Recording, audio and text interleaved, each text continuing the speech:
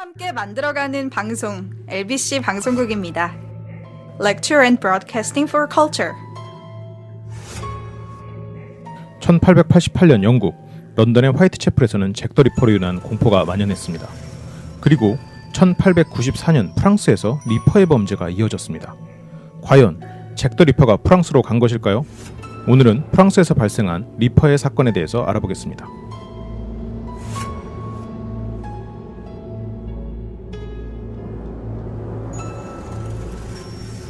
안녕하십니까. 연세린 엑스파일 진행을 맡고 있는 철철 교주입니다. 네, 오설록수입니다. 오늘 오프닝 깜짝 놀랐네요. 네. 잭 더 리퍼가 프랑스로 많은 사람들이 이 소설을 대상으로 하는 거냐 아니면 뭐 앞부분 한 3초만 듣고 잭 더 리퍼 드디어 다루나? 예, 이러셨을 분들도 있으셨을 것 같아요. 그러게요. 게스트 썰이 가장 다루고 싶지 않아 했던 그런 인물이 이제 잭 더 리퍼인데 저는 반대거든요. 가장 다루고 싶고 정말 알고 보면 별거 아니라는 인물. 안 잡혔으니까 유명하던 거지. 그렇군요. 실상은 별거 아니다. 네. 제가 어제 이제 게스트 썰하고 이제 술을 한잔 했는데 네. 그 이야기는 또 이제 끝날 때 엔딩 마치면서 알겠습니다. 다시 얘기를 하도록 하겠습니다. 네. 그러면 이제 범죄 행각으로 돌아가야 될 텐데 일단 잭 더 리퍼에 대한 이야기, 그러니까 영국에서 일어난 사건은 안 다룰 것 같아요. 지금 프랑스 사람들이 잘 그렇죠. 모르는 네. 부분이잖아요. 저도 지금 처음 알았는데 1894년 프랑스로 가야겠네요. 우리는. 네, 그러니까 잭 더 리퍼의 마지막 희생자라고 어떻게 보면 공식적으로 사람들이 알고 있는 게 이제 메리 켈리. 그게 이제 1888년 11월 9일이거든요. 네. 예, 그러고 나서부터 6년이네요. 네네. 6년이 지난 1894년에 그와 유사한 사건이 일어난 거죠. 그렇군요. 네. 1894년. 네, 1894년 4월 20일에 첫 사건이 벌어진 것이죠. 그렇군요. 대상은 당연히 여성이었겠네요. 네, 20세의 여인이 그러니까 액사 또는 교살에 의해서 살해를 당했는데 이 범인이 시신을 훼손하고 성적 폭행의 흔적을 남기고 사라졌다라는 걸 확인할 수 있는 거예요. 그러니까 소위 말해서 약간 시체요적인 느낌? 좀 그런 모습을 확인할 수 있었던 거죠. 시간이 네, 일어났군요. 시간. 네. 그렇군요. 그게 끝이 아니었겠죠. 프랑스에서의 네. 범죄도. 그래서 7개월 뒤에 1894년 11월 10일 13세의 어린 소녀가 실종이 됐고 시신이 발견되지 않았어요. 이렇게 생각해 보면 일단 뭐 이 사건과의 연관성이 없다 이렇게 판단을 해도 일단 살해당한 것으로 추정할 수 있겠죠. 그렇죠. 네. 그리고 대체적으로 이제 비슷한 지역에 이제 이런 사건이면 그렇죠. 같은 범인한테 살해당했다라고 유추해 볼 수 있긴 네. 하겠죠. 그러고 그러고 나서부터 1895년 5월 18일 17세 소녀가 실종되고 이 소녀 역시 시신을 발견할 수 없었고 1895년 8월 24일 58세의 과부가 첫 번째 희생자와의 유사한 방식으로 살해당했고 범인이 동일한 흔적을 남긴 것이죠. 그리고 주기가 계속 빨라지겠는데요? 네, 빨라지고 있고 조금 있다가 또 아마 변화가 일어날 겁니다. 그래요? 1895년 이제 8월 28일에 16세 소녀가 이제 희생이 되고 이 여성 같은 경우에는 이제 약간 잭 더 리퍼 식의 그런 범죄의 사인을 남겨놓습니다. 장기가 적출된다는 뭐 그렇죠. 그런. 그리고 지금 마지막 두 사건은 거의 한 주 이내에 이루어졌네. 네. 그렇군요. 근데 연령대가 일정치는 않네요. 네. 그래도 10대의 소년, 10대의 소녀들, 소녀. 네, 소녀들이 거의 주 대상이었죠. 어쨌건 사체훼손이나 이런 게 잭 더 리퍼의 방식이랑 거의 유사하고 네. 대상이 여성이다. 이런 걸로 봤을 때는 성적 욕망 우리가 그거를 배제시켜 놓을 수 없겠네요. 그렇죠. 그리고 아까 처음에도 시간 흔적도 있었고. 네. 그래서 추가된 이제 범행에서 좀 특이점이 발견이 됩니다. 그러니까 이전까지는 여성이 대상이었잖아요. 네네. 1895년 8월 31일이랑 1895년 9월 29일 각각 17세와 15세의 소년이 살해를 당하거든요. 네. 그리고 이 소년들에게서 이제 유사한 성적 폭행의 증거가 발견이 된 거예요. 그리고 추가해서 말씀드리면 이제 소년들에게 거세를 한 흔적을 확인할 수 있었죠. 그렇군요. 지금 계속해서 나이를 불문하고 여성들에 대해서 공격을 하다가 네. 가장 마지막에 이제 8월 31일부터 9월 그 사이에는 소년들, 그렇죠. 10대 소년들을 대상으로 했어요. 지금 냉각기가 엄청나게 짧아졌어요. 네. 거의 뭐 한 달, 뭐 일주일 이 정도로 짧아졌는데 범인이 직업이 없는 거 아니야? 그러면 생각이 드는데 그렇죠. 보통 이런 보면. 패턴의 사람들은 잃을 게 없는 뭐 제가 뭐 이민자들을 좀 그렇게 하긴 그렇지만 우리가 예전에 그 이민자인데 살해범이었던 네네. 그런 식의 범죄자도 그랬고 지금 네. 영국에서 프랑스로 넘어갔다는 생각을 해도 그러니까 네. 지금 어느 한 일정한 직업이 없는 사람이 아닌가. 네, 네. 그렇죠. 자기 삶이랑 네. 현실이 구분이 안 돼 버리고 있는 네. 뭐 그런 상황 기정에까지 이른 상황이 아닌가라는 생각이 좀 네. 들어요. 그래서 분명히 한 4가지 측면 저는 음. 이제 주목을 해볼 만한 점이 분명히 범행 쪽에서 스스로에 대한 컨트롤을 하지 못하는 부분이 있을 것 같고 두 번째는 이제 성적인 목적 이게 분명히 명확한 범위라는 거죠. 네. 그리고 세 번째가 이 어린 여성 그리고 소년을 대상으로 한 것이라고 생각을 한다면 분명 그래도 남성 좀 가깝지 않을까. 이건 좀 약간 확률이 떨어지는 추정이고 마지막으로 이제 목적과 범행의 패턴이 일단 명확한 거예요. 거의 애모가 동일하잖아요. 남성이라는 추정이 100% 확실하지 않다는 거는 시간의 흔적에 정액이 발견되지 않았다는 얘기네요. 네, 뭐 그리고 그 당시에 이제 그런 걸 사실 확인하기도 어려웠을 뿐더러 1800년대니까. 예. 그리고 뭐 이거야말로 사실 이제 귀납적 추리 이런 거면 분명 대부분 남성일 것이야라는 좀 귀납적 추리 이것도 확률론이기 때문에 예. 뭐 그렇습니다. 그렇군요. 네. 그래서 네, 이 말씀하시죠. 정도로 지금 계속해서 짧아지는 상황이면 지금 거의 자기를 주체 못하는 상황이잖아요. 그렇죠. 그러면 지금 여기서 말을 끄는 걸로 봐서 지금 수사가 굉장히 활발하게 이루어질 수밖에 없는 상황인데 네.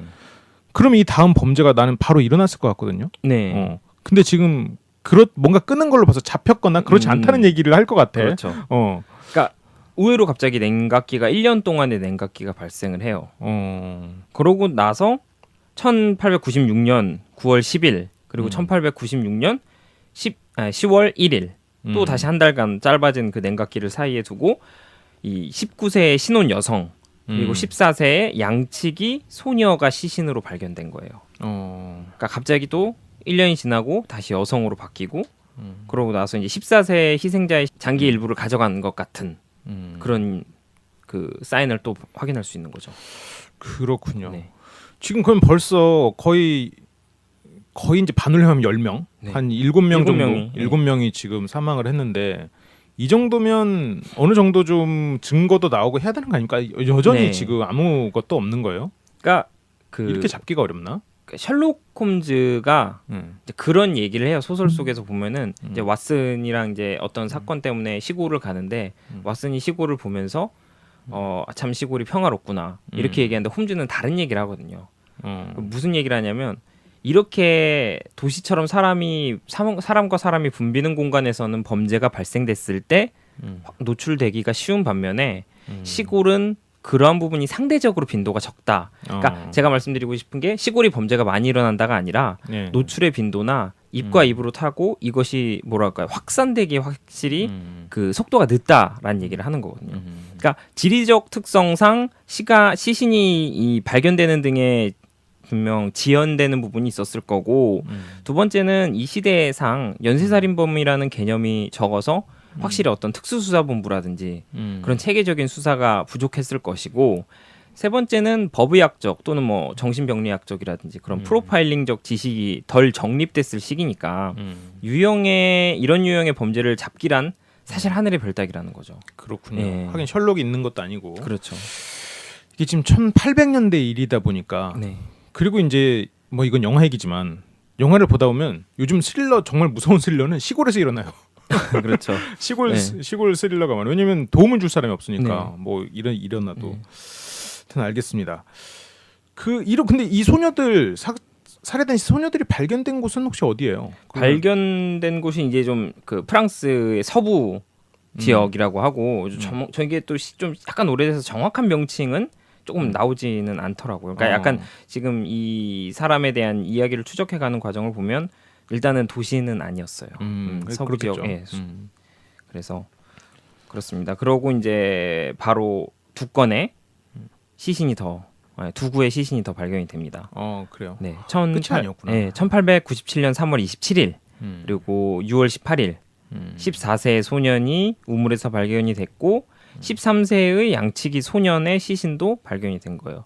그러니까 여성, 남성, 그리고 1년의 냉각기 이후에 다시 여성 그리고 남성 이렇게 이제 발견이 된 것이죠. 상당히 특이하네요. 네. 프랑스에서는 어떻게 보면 진짜 끔찍한 세기말을 치렀네요. 네, 그렇죠. 이게 지금 19세기 말이잖아요. 그러니까 분명히 어떻게 보면은 잭 더 리퍼에 대한 이야기를 프랑스도 접했을 거예요. 영국이랑 가까우니까. 그렇겠죠. 그럼 진짜 저희가 생각했던 오프너처럼 아 얘가 온 거 아니야 이렇게 생각했을 수도 있다라고 저는 사실 생각을 해봤거든요. 네. 그렇군요. 네. 근데 어쨌건 시대적 뭐 지리적 네. 이런 뭐 시골이라는 그런 게 있었다 하더라도 이런 수사 능력이 그 당시에는 지금처럼 DNA를 검출할 수 있는 것도 아니고 정액을 네, 검출할 네. 수 있는 것도 아니지만 그래도 어쨌건 우리가 이렇게 얘기하는 거는 범인을 잡았다는 얘기일 것 같긴 한데 그렇죠. 이 뒤에 잡히나요? 잡히죠. 어. 잡히기에 앞서서 요즘 이제 한창 유튜브에서 예, 각광받고 있는 소장님의 또 귀납적 추리 능력을 한번 또 아 그래요? 아니 나 별거 없는데 지금 오슬록스님이 말해준 것만 정리해야지. 예. 일단 오슬록스님 아까 말씀해주신 대로 네. 일단 성적인 목적, 그리고 이게 보면 나도 지금 보면서 느낀 거는 다 대상이 10대 소녀 소년 그렇죠. 그리고 50대 8세, 여성, 예, 과부. 그리고 나이가 많은 남자는 없어. 맞아요. 그러니까 이 사람이 성적 취향이다라고 치면 많이 쳐줘봐도 10대에서 끝나야 되는데 그렇죠. 50대 여성을 건드렸단 말이에요. 네. 그럼 이 사람의 성적 취향이 어떻다라기보다는 이 사람은 살인과 배출 자체에 목적이 있는 사람인 거죠. 네네네. 그렇기 때문에 그러니까 우리가 예를 들어서 이제 의학적 해부를 목적으로 한다고 했을 때 연령을 따지긴 하지만 그렇죠. 그게 그렇게 중요한 게 아니죠. 어쨌건 인간을 해부해서 그 사람의 신체를 탐구하는 것 자체가 네네네. 목적이잖아요. 그러니까 그렇죠. 그 사람이 누군지는 중요하지 않은 거냐. 이 범인도 그러면 상대가 누군지는 중요하지 않은 것 같아요. 자신이 성적 욕망과 살해 욕망을 해처할 수 있는 대상이면 되는 거지. 네. 그럼에도 불구하고 지금 10대, 50대를 골랐다는 건 자신감은 부족한 사람인 거지. 아. 약한 스스로가 강하진 않은. 그러니까 막 뭐 라미레즈나 그때 뭐 누구야 막 경찰 막 두드러 팼던 막 하여튼 그런 범죄자들 네. 유형은 아니라는 거지. 네. 그러니까 현실상에서는 굉장히 약한 음. 그런 사람일 가능성이 좀 크지 않나. 네. 그리고 이 시체 훼손이나 이런 걸 보면 이제 이 사람이 잡혔던 거를 생각해 보면 그렇죠. 이런 범죄자를 잡기 위해서는 그 약간 도시 전체를 전수조사하는데 항상 잠복해 놓고 불시 검문하는 거야. 칼 들고 있으면 범인이야. 아사쇼 크로스 잡을 때처럼요. 그렇죠. 지금 그렇게 잡진 않았을까라는 생각도 좀 들긴 들어요. 네네네. 한편으로는. 그래서 네, 알겠습니다. 이게 요즘 이제 한창 각광받고 어. 있는 소장님의 귀납적 추리 유튜브에서 부담 주지 마세요. 네. 그렇잖아요. 앞으로 계속 물어볼 거기 때문에. 그렇잖아요. 요즘 막 못생겼다고 유튜브에 댓글 달리고 그러는데 지금 이런 걸로 하면 안 돼. 네. 그래서 범인이 어떻게 잡힙니까? 그래서. 범인이 좀 어처구니 없이 잡힙니다. 아, 그러니까 그래요? 그 저희 윌리엄 하이렌스 기억하시죠? 네네. 네네. 창문 넘어가다가 도둑 신고 받고 이제 화분으로 엄청 맞고 이제 네, 맞아요. 잡힌 그 윌리엄 하이렌스처럼 이 1897년 8월에 아르데시의 숲이 있어요. 이곳에 이제 숲에서 솔방울을 어떤 이제 줍던 이제 마리 외제니 플랑티에라는 젊은 여인이 있었어요. 솔방울 줍고 있는데 어떤 이제 남자가 달려드는 거예요. 네, 네. 그러더니 이제 막 그녀를 아마 성적으로 성추행을 하기 위해서 달려들었다고 이제 생각을 했기 때문에 비명 소리를 지른 거예요. 그 비명을 지르니까 그 소리를 듣고 이제 그 여성의 남편이랑 아이들이 소리가 들리니까 막 뛰어온 거예요. 뛰어와서 보니까 막 어떤 남자가 막 이제 그 여성을 성적 폭행하려 하는 장면을 목격을 한 거죠. 네, 네. 내 와이프 또는 내 엄마 이거 이놈 새끼 해가지고 두드려 막 팬 거예요. 하게해서 엄청 두드려 맞고 경찰서에 딱 넘겼어요. 이렇게 결박당해가지고 경찰서에 넘어가서 경찰이랑 이제 법 이제 재판장에서는 얘는 이제 풍기문란 또는 이제 공공장소 음란 행위 이런 걸로 이제 딱 처벌을 하려고 하는데 갑자기 이 범인이 그래 3개월형을 받아요. 근데 이 갑자기 범인이 놀라운 사실을 판사에게 고백을 해요. 그런 내용의 편지를 쓰는 거예요. 갑자기. 그게 무슨 말이냐면 내가 지금 이 프랑스의 리퍼다. 라는 이제 내용의 이 지금 보면은 사실 제가 이제 첫 번째 사건 이후에 이제 두 번째 소녀가 실종이 됐다라고 표현을 했잖아요. 네네. 근데 사실 이제 그거에 대한 상세적인 내역까지 다 얘기를 해요. 어떻게 죽였고 이 사체를 어떻게 훼손했다. 그런 내역을 다 상세히 담은 그러면 편지를 지금 썼죠. 플레이바겐도 아니고 그냥 지가 그냥 갑자기 한 거죠. 네. 쟤도 정상은 아니네요. 그러니까요. 그러니까 경찰과 법 당국이 이제 잡고 보니까 우연히 자신이 악명 높은 살해강을 체포하게 된 거예요. 그렇게 된 거죠. 이게 지금 그러면 1890년대 후반 몇 년도에 잡힌 거예요? 1897년 8월. 8월에 잡힌 그렇군요, 거죠. 8월. 예. 아르데시의 숲에서 네. 솔방울을 줍던 여인을 여인. 성추행하려다가 남편과 아이들에 의해서 잡혔죠. 이 아르데시의 숲에서 솔방울을 줍던 여인까지만 하면 굉장히 낭만적인 네, 느낌이 좀 그렇죠. 드는데 거기서 일어난 지금 그렇군요. 네. 지금 이게 들으면서 내가 이제 이따 결론에서 다시 얘기를 하겠지만 이 잭 더 리퍼와 연관성이 어떻게 이제 우리가 얘기해야 될지 그걸 네. 좀 생각을 하고 있어요. 네. 이 범인이 일단 정신적으로 정상은 아니네요. 뭐 그렇죠. 그렇다고 볼 수 있고 근데 이 사람의 이제 삶을 보면 왜 이렇게 됐나를 어느 정도 또 파악할 수는 있어요. 예. 어쨌건 이 11건의 살인에 대해서 이제 수사관들에게 구역질을 일으킬 만큼 자세히 설명했대요. 그래서 이제 그것 때문에 1898년에 그러니까 잭 더 리퍼가 사라진 지 딱 10년 뒤에 재판에 넘겨진 거죠. 뭐 이제 재판이 넘겨졌는데 갑자기 이 범인이 마음을 바꾸더니 어린 시절 뭐 이런 정신 착란부터 어린 시절 광견병 때문에 생겨난 억제할 수 없는 뭐 그런 충동 뭐 또는 뭐 상상할 수 있는 우리가 그 당시에 상상할 수 있었던 그런 병들로 인해서 내가 이런 행위를 했어라는 이제 정당화하기 시작하는 거죠. 그래요? 광견병이 실제로 있었나요?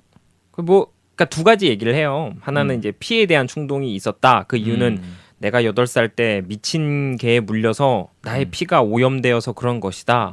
라고 했는데 실제로는 핥았대요. 네. 그리고 두 번째는 이제 마을의 엉터리 약사가 준 이상한 약물을 먹고 이런 증상이 생겨났다.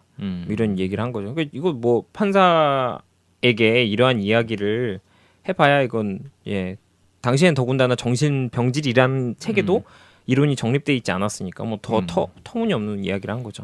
그렇죠. 네. 이건 뭐 유죄 선고를 당연히 받았을 거고 이 시대면은 그냥 길로틴 아닙니까? 정확히 아시네요. 저희가 알고 있기로 기요틴 한두대 아닙니까, 1970년대까지 네. 기요틴 형이 있었으니까. 그래서 1898년 12월 31일 99년으로 넘어가기 딱 전에 이제 목이 잘립니다. 그래서 사형 집행을 완강히 거부했고 이 집행관에 의해서 소위 말해서 질질 끌려나가시피 한 다음에 이 처형을 당하는데 그 과정에서 뭐 그런 얘기를 했다고 해요. 정신병원의 희생양을 보라라고 이렇게 외치면서 자기가 무슨 뭐 잔다르크 같은 그런 뭐 존재라고 생각했는지 그렇게 얘기하고 죽음에 이르렀다고 합니다. 그렇군요. 이 죽은 이 인물 누굽니까? 조제프 바셰. 조제프 바셰. 라는 사람이고요. 그렇군요. 잭 더 리퍼의 정체는 아니죠. 그렇죠. 프랑스에 있었던 사람이기 때문에. 그러니까 지금 청취자를 낳기 위해서 지금 프랑스라고 이제 하신 거죠. 프랑스 잭 더 리퍼라고. 네. 저랑 이제 청취자를 낳기 위해서. 근데 이제 프랑스의 리퍼라고 많이 알려져 있어요. 프랑스의 잭 더 리퍼. 시대도 비슷했고. 그러네. 근데 나는 이 사건을 모르는 상황에서 앞부분만 얼핏 들으면 진짜 잭 더 리퍼가 넘어간 거 아니야? 이런 생각이 들 정도로 비슷한. 잘 꾸민 것 같다. 네. 쓰담쓰담해져요. 네, 알겠습니다. 훌륭합니다. 욕은 먹겠지만 네. 괜찮아요. 조제프 바시의 생애에 대해서 좀 알아봅시다. 네. 그 육정 살인자들이 보통 여성이면 여성, 남성이면 남성. 그렇죠. 실제로 나이도 딱 정해져요. 네. 근데 이 남녀 모두를 대상으로 하는 거는 남녀 모두를 대상으로 하는 경우 그런 경우는 있어. 사회에 대한 불만, 그렇죠. 아니면 그 커플 자체에 대한 자기가 이제 연인이 없으니까 그 자체에 대한 공격성 그런 게 들이내는데 지금 이런 경우에는 다르잖아요. 좀 특이한 케이스 같고 시대도 잭 더 리퍼 시대. 그래서 사건이 발생한 시기도 잭 더 리퍼가 사라지고 난 후 뭐 이런 것들 때문에 일단 생애가 굉장히 궁금해요. 이 사람이 정말 영국에서 살았던 건 아닐까? 뭐 아니겠지만 그래서 한번 궁금합니다. 어떻습니까? 사실 크게 많이 추적은 되지 않아요. 시대가 워낙 오래됐고 반면에 이제 잭 더 리퍼는 많이 알려져 있잖아요.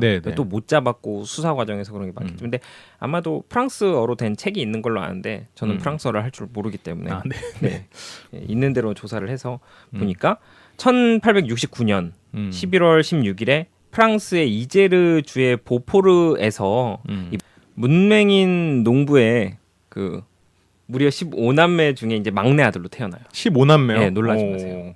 15남매. 장난 아니네요. 예. 어머니는 한 명이었나요? 네, 한문형 이행시까지 아마 우리나라처럼 그 당시 조선시대처럼 뭐 그런 축첩의 제도 그런 게 없었을 거예요.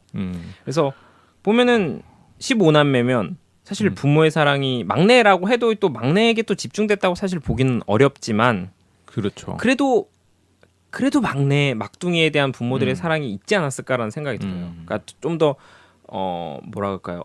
악동처럼 많이 자랄 수 있는 환경, 예쁨을 많이 받았으니까. 그래서 분명히 어릴 때부터 이 동물 학대를 대단히 많이 즐겼고 성에 대해서도 잃은 흥미, 그러니까 소위 말해서 쉽게 이르게 눈을 떴다라고 이제 전해진다고 해요. 형 누나들이 뭐 이미 결혼했을 수도 있겠네요. 그렇죠. 자기 태어났을 때 네. 이때는 결혼도 좀 빨랐을 테니까. 그 연년생으로만 낳아도 형 제일 큰 형이 16세니까. 그렇죠. 네. 그래서 부모가 이제 그래도 좀 이 아이의 이런 행태가 좀 걱정이 됐는지 엄격한 이제 규율이 있는 카톨릭 학교에 보내요. 저희 예전에 그 윌리엄스도 카톨릭 학교에 들어가잖아요. 그 절도하다가. 그래서 아마도 이제 거의 그런 목적으로 카톨릭 학교가 운영이 되나 봐요. 그래서 이제 보내는데 이런 노력에도 불구하고 19세에 이미 어린 소년들을 소녀 말고요. 소년들을 추행하기 시작했다고 해요. 학교 내에서. 이때부터 약간 좀 성 정체성 자체가 확 좀 남달랐네요. 네. 그래서 뭐 친구들에게 자신이 알고 있는 그런 성적 지식을 전파하고 소위 말해서 뭐 어떻게 해야 그런 뭐 성적 흥분이 더 일어나 이런 것을 막 전파하는 걸 대단히 즐겼다고 해요. 그렇군요. 네. 그 우리 막 초등학교도 막 이런 중학교 이런 때도 반 학생들한테 자위 가르쳐 주는 친구 있고 막 그랬어요. 솔직히 제가 적어놓진 않았는데 그랬다고 해요. 그런 친구들이 있죠. 좀 빨리 좀 눈에 뜨는 애들. 네. 그래서 네, 말씀하십시오. 그렇군요. 뭐 조숙중 같은 뭐 그런 것도 어떻게 보면 정신병으로 많이 연결되는 경우가 많으니까. 아무튼. 그래서 사춘기가 이제 끝날 무렵에 이제 수도원에 들어갔잖아요. 근데 그런데도 이제 쫓겨나요. 왜냐하면 신참내기 이제 수도사를 성적 모욕했기 때문이라고 이제 저는 이렇게 썼는데 이 성적 모욕을 당한 수도사가 남성이기 때문에 어떻게 모욕을 당했을지는 상상에 맡기겠습니다. 그렇군요. 뭐 성폭행은 아니고 성추행 정도 수준이었겠죠. 상당히 특이하긴 하네요. 네. 그럼 쫓겨난 뒤에는 어디로 갑니까? 이제 이런 성격을 갖고 있고 또 사실 정식적인 교육 과정을 받지도 못했기 때문에 이 군에 들어갑니다. 2년 뒤에. 이거 진짜 범죄들을 생애를 구분하면 패턴화가 될 수 있을 것 같아요. 패턴화 될 수 있을 거예요. 이 분명히.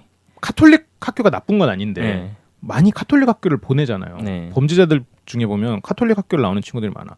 근데 그거는 부모님들이 감당이 안 돼서 카톨릭 학교라도 보내서 그러다 보니까 카톨릭 학교에서 그러니까 카톨릭 학교가 나쁜 게 아니라 그렇죠. 나쁘니까 카톨릭 학교를 보냈는데 그게 오히려 이제 역으로 나타나는 그런 케이스도 많은 것 같고 그리고 군대, 경찰 이런 쪽에 관심을 갖는 범죄들이 굉장히 많잖아요. 어떻게 보면 좀 자기 권력에 대한 과시, 힘에 대한 그렇죠. 그런 열망이 있는 부분이라 이거 보니까 자꾸 그 데자뷰 같은 느낌이 들어가지고 그랬어요. 군복무를 했는데 당연히 잘하지는 않았을 것 같아요. 네, 그러니까 뭐 이 또 성격상은 워낙 또 약간 분노 조절 장애 같은 그런 모습을 좀 많이 보였다 그래요. 그러니까 분노를 표출하는 일이 잦았고 또 그 정도도 매우 심했다 그래요. 그러니까 그러니 부사관으로 입대를 했는데 후임 사병에게 가혹행위는 또 얼마나 많이 저질렀을 것이며 또 이 진급에 상당히 중요하잖아요. 군인은 이 진급에 실패했을 때 막 자해를 했다고 해요.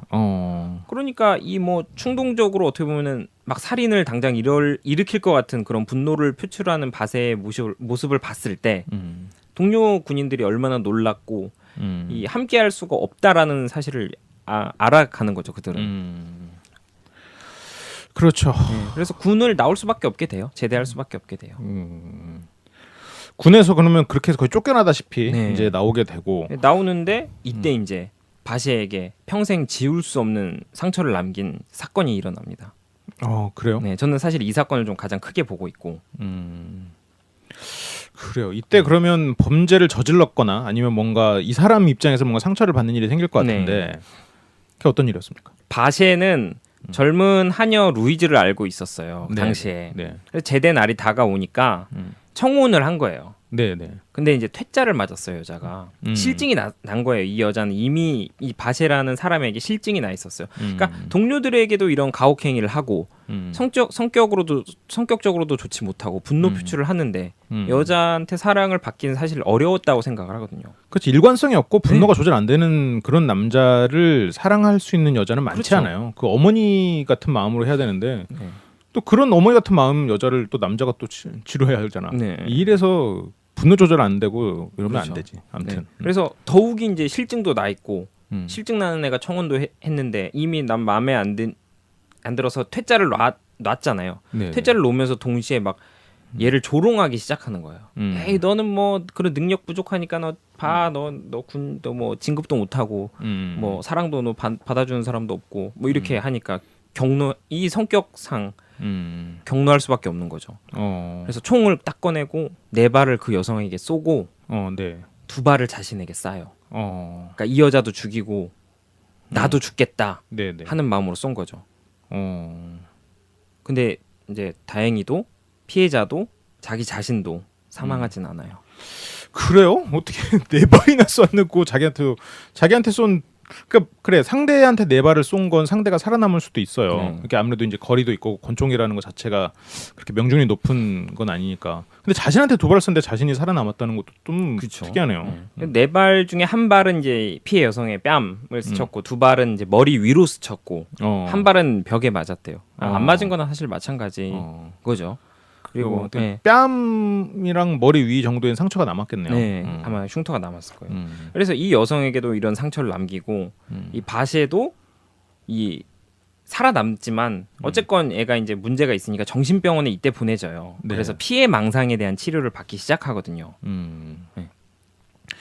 치료는 당연히 잘 안 됐을 거고. 그렇죠. 아무튼 총을 스스로한테도 쏘고 살아남았다는 거는 이게 어디를 쐈을지 모르겠는데 어쨌든 가장 근접한 거리에서 머리에 쐈을 가능성이 가장 높다고 우리는 볼 수 있죠. 그렇죠. 머리에 쐈거나 뭐 그 양손으로 잡고 자기 가슴에 대고 쐈을 리는 없을 거 아니야. 배에다 쏘는 것도 이상하고. 그렇죠. 근데 2발을 쐈다 그러는 것도 또 이상하고. 근데 자기한테 2발을 쏠 정도면 분노가 조절은 안 되는데 네. 겁은 있었던 것 같아. 이게 정말 완전히 겁 없지 않고 완전히 죽어야지 이런 생각보다는 네. 덜덜덜하면서 뭔가 쏘지 않았을까. 그래도 어쨌건 이거는 후유증이 무조건 남았을 것 같기는 그렇죠. 해요. 신체적으로 정상이었나요? 그 뒤로? 아니죠. 그러니까 저희가 뭐 대표적으로 테디 번디 같은 사람 보면 사이코패스인데 대단히 뭐랄까요 선량하고 약간 지적이고 샤프해 보이고 그런 이미지잖아요.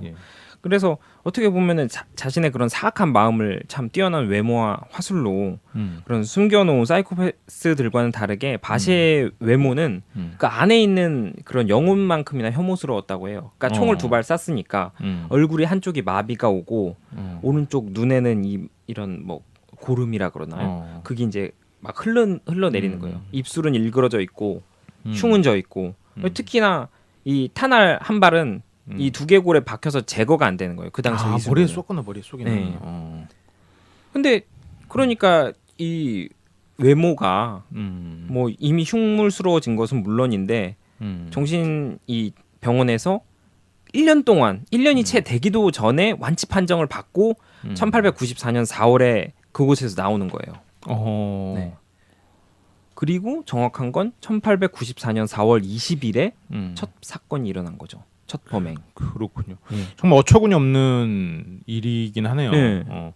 어떻게 보면 병원에서도 약간 더 이상 책임을 지기 싫어서 완치 판정을 내린 건 아닐까라는 의심이 들 정도로 약간 말이 안 되는 상황인데 지금 퇴원한 게 지금 언제라고요? 1894년 4월이요. 1894년 4월. 첫 번째 범죄가 언제 일어났죠? 1894년 4월 20일. 그럼 나오자마자 바로 범죄가 일어난 거 아니야? 그렇죠. 아마도 그 안에 쌓여 있었던 불만 그런 분노를 주체하지 못했었다라는 걸 시기상으로 좀 파악할 수 있겠죠. 그러니까 이거는 이 병원에서 정말 많은 책임을 져야 된다고 나는 봐요. 그래서 보면은 이 1894년부터 3년간 프랑스 이 남동부 지역에서 토끼 모자를 쓴 채 이 사람 사진을 찾으면 약간 흰색 무슨 에스키모 같은 모자를 쓴 사진이 있거든요. 이 토끼 가죽 모자를 쓴 채 떠돌이 노동자로 살아가요. 그러니까 소장님이 아까 말씀하셨던 직업이 없었다라고 보는 편이 맞는 거죠. 그렇군요. 그리고 이제 칼, 가위, 아까 소장님이 말씀하셨던 것처럼 손도끼 이런 걸로 무장을 하고 희생자를 찾아 나선 거예요. 그렇군요. 그리고 범행을 저지르다가 어처구니 없이 잡힌 거죠. 총체적인 장애인이네요. 그렇죠. 몸과 마음이 다 망가져 있는 상태. 네. 그리고 사회적으로도 망가져 있고. 그렇죠. 그러니까 이제 어느 정도 범죄자들 같은 대부분의 범죄자들은 범죄를 저지르기 전까지는 자기가 사회적으로 어떻게 뭔가 자기를 이뤄내잖아요. 네. 뭐 한생 같은 경우에는 뭐 지방 유지의 느낌. 그렇죠. 그러니까 자기가 범죄를 저지르지 않는 현실의 세계가 있는데 맞아요. 지금 조지프 바스 같은 경우는 자기 현실이 아예 없는 느낌이.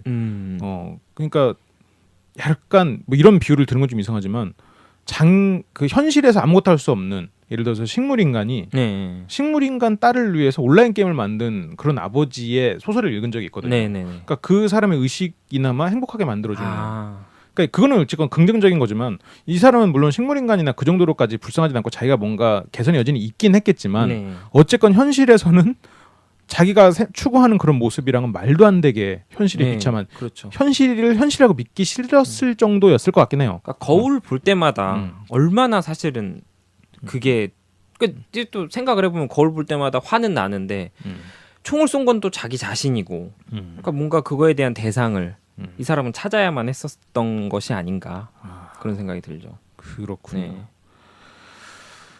뭔가 이 사람의 모습이랑 여러 가지를 하면 프랑스의 괴담으로 정말 남기는 딱 적절하네요. 네. 바로 연쇄살인이 일어났어요. 네. 그리고 바로 잡혔죠. 바로 잡혔고. 네. 바로 잡힌 건 아니지. 네, 3년이나 3년. 죄송합니다. 네. 어처구니 없이 잡힌 거죠. 그렇죠. 어처구니 네. 잡혔죠. 그래서 추가로 말씀드릴 내용 한 가지가 더 있는데, 그러니까 이제 당시에 이제 법의학과장인 이제 알렉산드레 라카상이라는 이제 사람이 있었어요. 이 사람이 이제 바셰의 행동이 정신 이상은 아니다. 그러니까 소위 말해서 어떤 뭐라 그럴까요? 그러니까 이 범죄의 책임성이 없어지는 정신 이상은 아니지만 이전까지 법정에서 사용되지 않았던 그런 개념이 하나 있었어요. 이 당시까지만 해도 저희는 지금은 다 알고 있지만 그게 뭐냐면 반사회적 사디즘으로 진단을 한 거예요. 그러니까 이를 근거로 아까 이 친구가 말했던 조제프 바셰가 말했던 광견병인이 하는 내용이 어떻게 보면 좀 더 논리적으로 반박이 된 거죠. 네, 그래서 아마 개인적인 생각으로는 이때 이후로 반사회적 사디즘이 조금 더 이렇게 각광받고 대두되지 않았나 좀 한 생각도 들어봤습니다. 반사회적 사디즘이랑 소시오패스의 뭐 연관성이란가 유사성에 대해서는 다음에 한번 다뤄봐도 재밌겠네요. 네.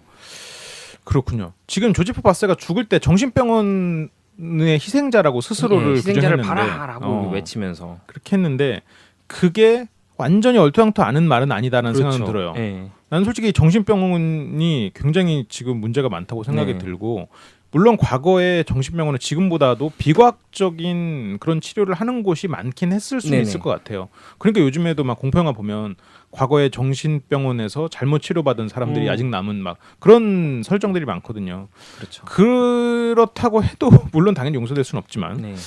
어쨌건 지금 이 범죄자 조지프 바세를 잭 더 리퍼랑 비유를 했고 네. 그리고 오설록스님이 굉장히 이제 잭 더 리퍼를 다루고 싶어하는 뭐 등등에 봤을 때 네.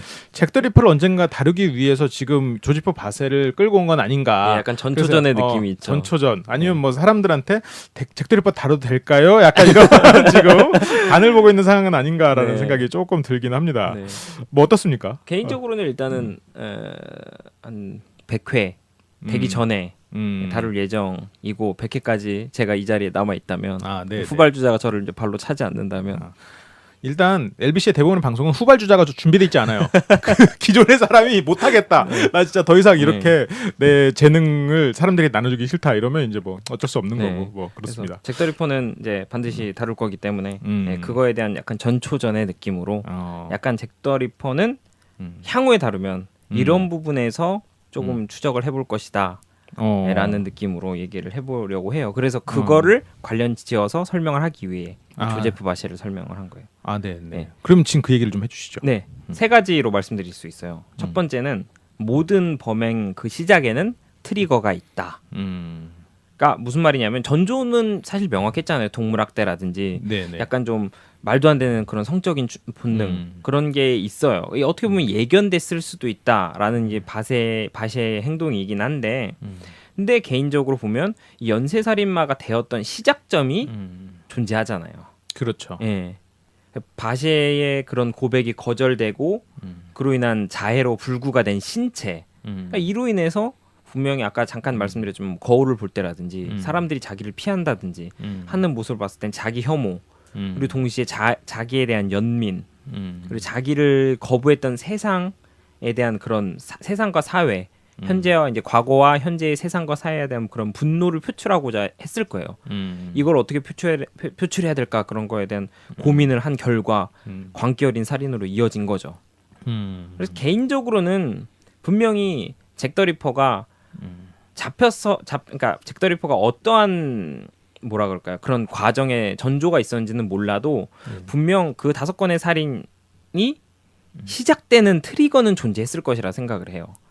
그래서 이 트리거를 조금 잘 준비를 해서 설명을 해드리겠다는 의미예요. 아 그렇군요. 네.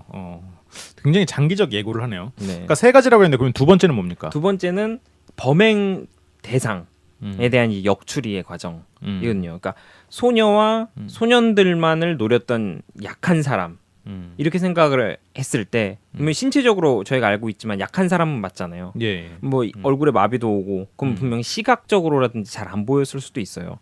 근데 막연하게 양성애자 또는 그런 네크로필리아 있는 시체 애호가로 볼 수는 사실은 그러니까 볼 수도 있어요. 근데 사실은 행동의 측면에서 보면 이런 그러니까 이건 좀 개인적인 생각입니다. 사랑받지 못했던 바셰를 거부하지 않고 받아주었던 것은 저는 개인적으로 유일한 건 시신이라 생각을 하거든요. 그러니까 이전까지 삶을 살아오면서 분명 이 친구의 성적 충동을 그런 뭐랄까 성적 본능을 받아주고자 했었던 사람이 없었는데 시신만은 아무런 거부감 없이 받아준 거죠.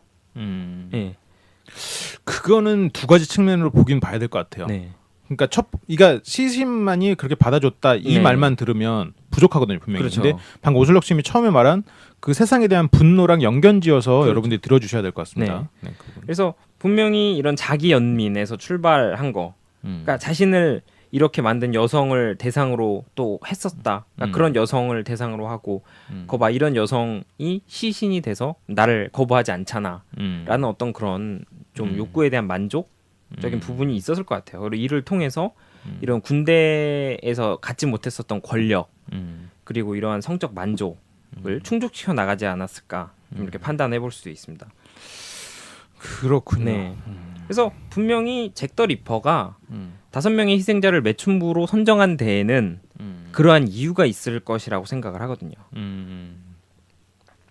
그러니까 지금 이거를 봐도 잭 더 리퍼에 대한 그 당시 수사 방향이 얼마나 잘못됐었는가를 좀 생각해 볼 필요는 있을 것 같아요. 잭 더 리퍼는 절대 내 생각이야 이거는. 절대 네네. 오슬럭 스님이 동의하지 않을 수도 있어요.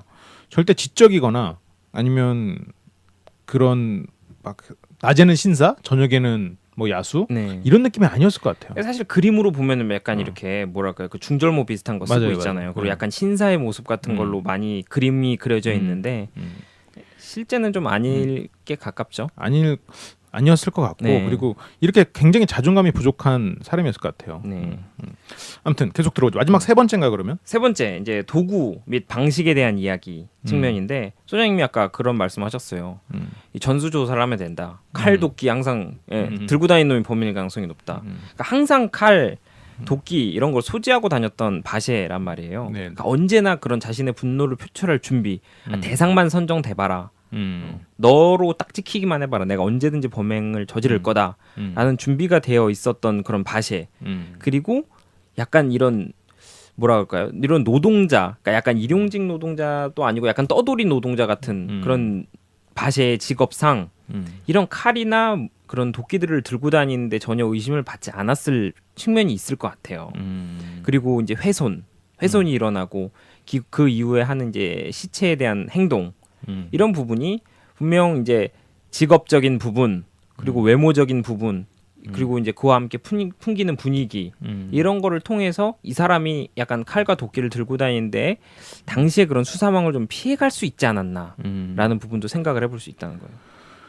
그렇군요. 지금처럼 데이터베이스가 쌓여 있으면 네. 이 사람의 과거 이력을 통해서 분명히 가장 그렇죠. 먼저 그 수사 대상에 네. 올랐을 거예요. 근데 이 당시에는 그런 데이터베이스가 연결돼 있지 않았을 테니까 지금 이 사람의 모습만 보면 어떻게 보면 취약층이잖아요. 그렇죠. 사회적 취약층이기 때문에 지금 방금 오슬록 씨 말한 대로 오히려 수사망에서 좀 벗어나 있는 상황이 네. 아니었을까라는 의견이 저도 네. 동의를 합니다. 그러니까 잭 더 리퍼도 칼, 그 약간 30cm 정도 길이, 긴 칼이라고 이제 많이 표현이 돼 있는데 그 칼에 대해서는 사실 약간 좀 유사한 측면이 있을 것 같아요. 그러니까 칼을 항상 소지를 하고 다녔을 어떻게 보면은 준비가 된 그런 사람이었을 가능성이 높다. 직업적으로나 그런 적으로나 반대로 근데 행동에는 좀 다른 측면을 보이잖아요. 그렇죠. 그러니까 이 바시에는 사실 살해하고 난 이후의 행동이 시간적으로 길지만 잭 더 리퍼는 반면에서 시체 애호적인 모습도 없고 사실 좀 빠르게 범행을 일으키고 사라졌단 말이에요. 이 부분도 준비를 해서 말씀을 드릴 것이다라고 이제 총 3가지의 설명에 대한 그러니까 바시에 대한 설명 부분을 좀 준비해봤습니다. 그렇군요. 바시에 대한 설명을 들은 건데 뭔가 잭 더 리퍼 얘기를 나눈 것 같은 느낌이. 네. 그건 뭐 저의 착각이겠죠. 맞을 거예요.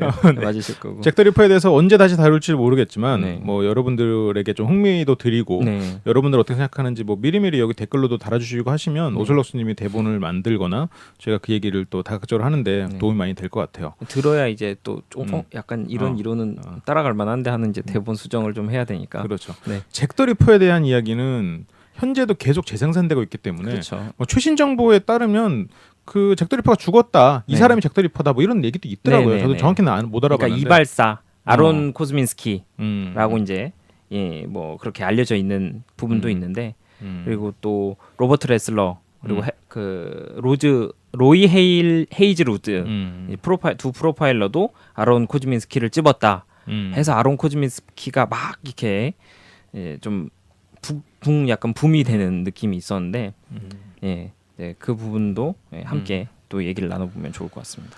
그렇군요. 네.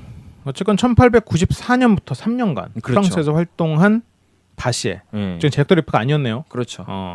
이 바시에 조지프 바시에 대한 이야기 더 추가적으로 해줄 말 있나요? 그러니까 바시를 통해서 저는 잭 더 리퍼의 어떻게 보면은 환상을 깨고 조금 그 진실된 모습을 볼 수 있을 것 같다라는 생각을 해봤어요. 아, 네, 네. 그러니까 스스로에 대한 그 뭐랄까 자기 자신을 거절했던 세상, 그러니까 자기를 자신을 거절했던 사람, 사회 이런 거를 세상을 그리고 사회 사람을 다 적으로 돌렸잖아요. 네, 네. 근데 결국에는 역으로 생각해 보면 자기가 다 반대로 나 이 사람을 다 적으로 돌린 거야라고 생각할 수 있는데 결과론적으로는 이 사람이 사회로부터 그런 행동 때문에 다시 등 돌려진 거죠.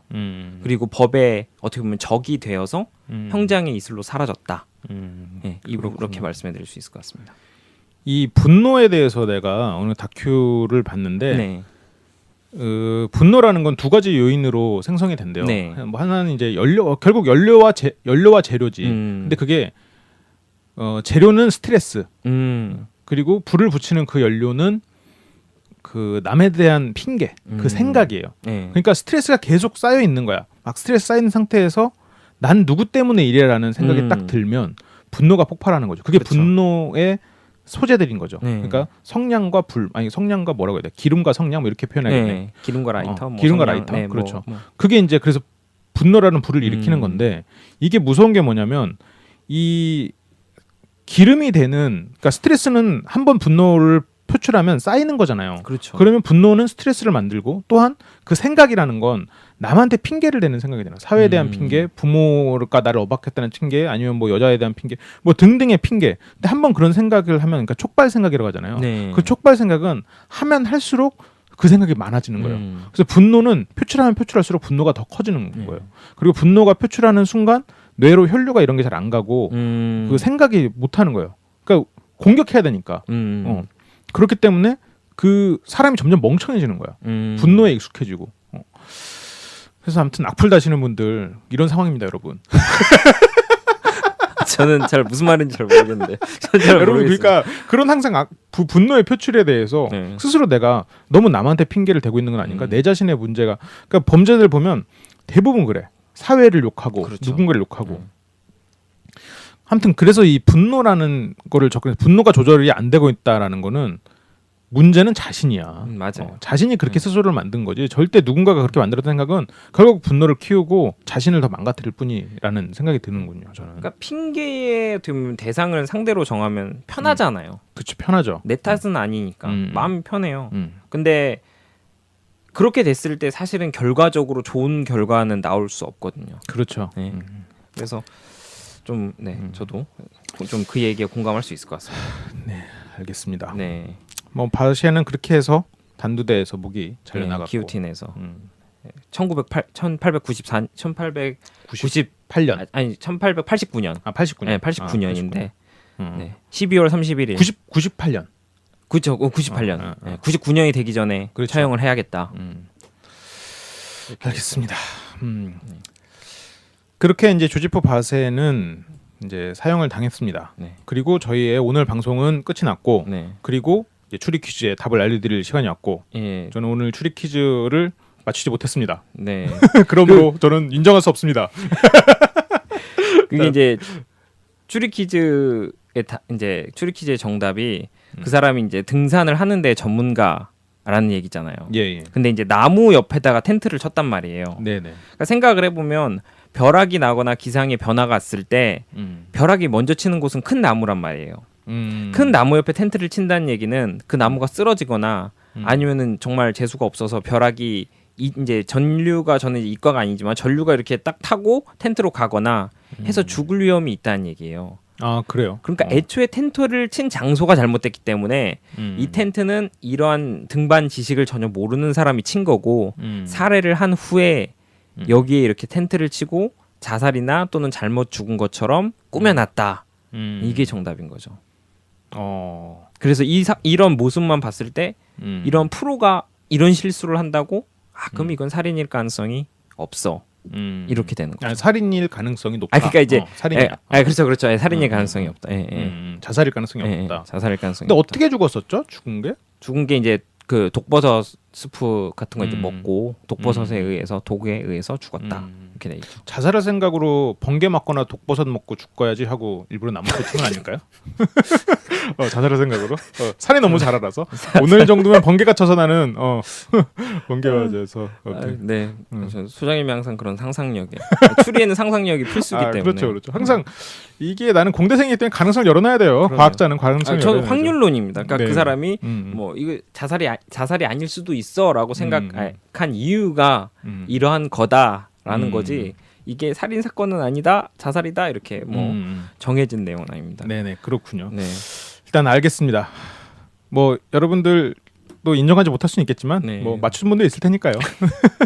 네. 혹시 다음 주 그럼 오늘 퀴즈 있나요? 네, 퀴즈 이번 건을 보니까 제가 미리 보고 왔는데 좀 약간 쉽더라고요. 네네. 네, 그래서 보면 이제 천하의 그 궤도 루팽이 이제 보물을 훔쳤습니다.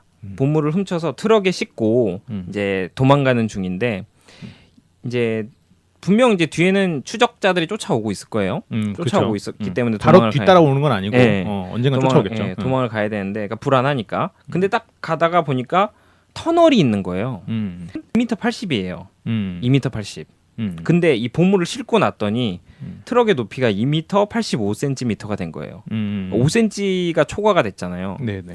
근데 이 류팽이 이 보물을 다 꼭 무조건 하나도 움직이지 않고 이 터널을 통과할 수 있는 방법이 있다라고 얘기를 하거든요. 그러면 2m 85cm의 트럭을 2m 80의 터널을 통과하기 위해서 보물을 움직이지 않는 상태로 어떻게 해야 이 통과를 할 수 있을까요? 이게 오늘의 퀴즈입니다. 네, 알겠습니다. 뭐 굉장히 쉽죠. 여러분들 뭐 바로 딱 떠올랐을 텐데 저는 한 방법이 한 82가지 정도 떠올랐습니다. 82가지. 보물 움직이지 않고. 네네 농담이었고요. 보물 네. 움직이지 않고. 아무튼 떠올리긴 했는데 네. 뭐 맞을지 모르겠어요. 네. 여러분 혹시 다 마시겠는 분은 유튜브 댓글 혹은 팟빵 댓글로 좀 달아주시면 저희가 또 그 댓글 또 읽어드리는 시간을 갖도록 네. 하겠습니다. 그럼 지금까지 엑스파일 진행을 한 철철 교주입니다. 네, 그 혹시 썰님하고 뭐 오늘 그 얘기 참 한다 그랬지. 네. 썰님 요즘 근황을 잠깐 들려드리면 네. 썰님 같은 경우는 요즘 돛담배에 빠지셔가지고 돛담배. 뭐 그런 어플이 있더라고요. 예. 하여튼 농담입니다. 그리고 썰님이 한 3월 중순이나 말쯤에 한번 뭐 게스트로 한번 오겠다라고 했는데 지금 오슬록스님이 너무 잘하고 계시다. 뭐 그런 말을 라고 술 해달라고. 마시면서 하셨다고. 아 그렇죠. 너무 잘하고 계셔. 약간 질투를 느끼는 것 같더라고. 그리고 다 듣고 있어. 썰님이 다 잘 듣고 계시고. 혹시 그 댓글들 중에 한두 개쯤은 썰님이 이렇게 또 사람들을 보고 이제 혹시 악플을 다실까봐 이렇게 선풀을 달아놓으신 게 아닌가. 악플을 단 게 썰이 아닐까. 나는 뭐 그렇게 추정을 해봅니다. 뭐 그렇지는 않겠죠. 네. 그래서 어제 게썰이랑 이런저런 얘기하면서 이제 뭐 좀 더 술을 마셨는데 오슬록스님한테 굉장히 잘하고 있다고, 너무 잘하고 있다고. 네. 그러면서 이제 더 이상 자기가 돌아갈 자리는 없겠구나. 그러면서 서운해하더라고요. 자꾸 그렇게 말씀하시는데 네. 돌아올 자리는 많습니다. 예, 네. 많고요. 뭐 여러 가지 방법이 있는 거니까요. 네, 그럼요. 근데 아무튼 너무 잘해줘서 고맙다고. 네, 저희도. 감사합니다. 이것이 다 청취자들 덕분입니다. 네, 그렇죠. 네, 알겠습니다. 그러면 또 게스트설의 근황 또 오는 대로 또 네. 들려드리도록 하겠습니다. 네, 그럼 지금까지 철철교주였습니다. 네, 오설록수였습니다. 네.